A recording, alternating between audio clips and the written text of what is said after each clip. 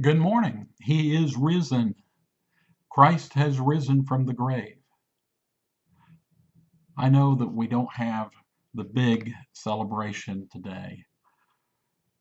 We don't have the choirs singing. We don't have the pageantry. We don't have a bunch of kids up front. But back in the first Easter, in a town of over 100,000 people that day, the celebrations, while intense, were very limited. First, Mary went to the tomb along with the other women. They didn't find him there. They found the tomb open. A couple of the women went back, told Peter and John, and they ran to the tomb and they verified what the women had said, that there was nobody in the tomb, that the body wasn't there anymore. And then, as things went on, there was there were other appearances over the day. There were people, two men, who were walking to Emmaus. They were on the road walking. They called it a Sabbath day journey, maybe a 3 to 4 or 5 mile journey to the town of Emmaus. And a man came and walked with them. And when they got there, they sat down to eat together. And that's when they realized it was Jesus, just as he disappeared. Later that afternoon, in the early evening, there were a group of the disciples. We don't know exactly how many. It may have been about 10 of the core disciples, because Thomas wasn't there.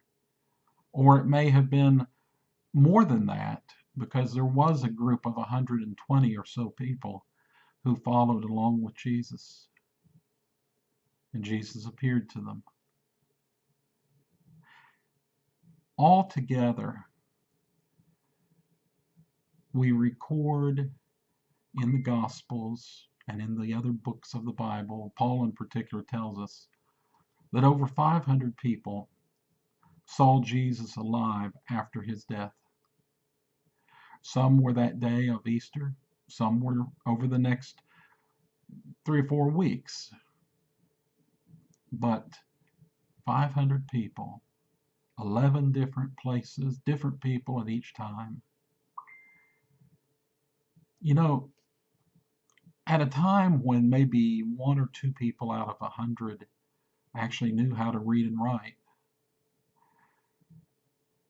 7 or 8 of those people who had heard and met Jesus decided to write something about it. There were the 4 gospel writers. There were also Peter.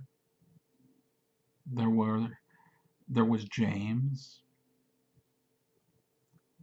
There were several others. The writer of Hebrews mentions the resurrection. We don't know who that was.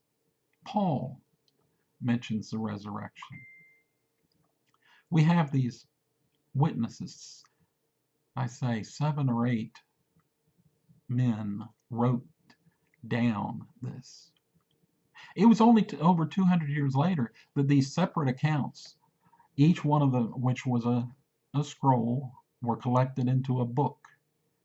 And those first book-like Bibles were collected after the year 200. So for those people who say, oh, it's just in the Bible, it's actually in many different books by 7 or 8 different authors who were only collected together later on because they were talking about the same event. We have Roman writers who talk about the events that happened. We have the Roman writer Suetonius, who talks about there being a great darkness on that Friday Passover evening.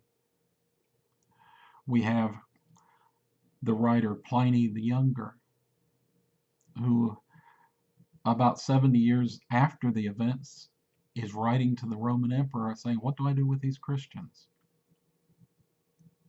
We have the Jewish writer Josephus in the 70s writing his history of the area, and he talks about this group of people who followed Christus. We have a lot of that evidence. We have sermons, countless sermons and fragments of sermons, probably 5,000 altogether, that date from those early years. It's been said you could put the whole Bible together out of just the sermon fragments. The resurrection happened. We know it happened. And that's why we don't require a big celebration.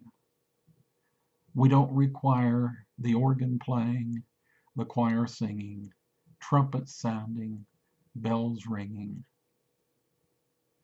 Because we know in our hearts, because not only do we have that evidence of the written word from centuries ago, we have the testimony of other people since then whose lives have been affected because they realized that Jesus had risen from the dead, and he did something for them, something personal, different in many cases for each one.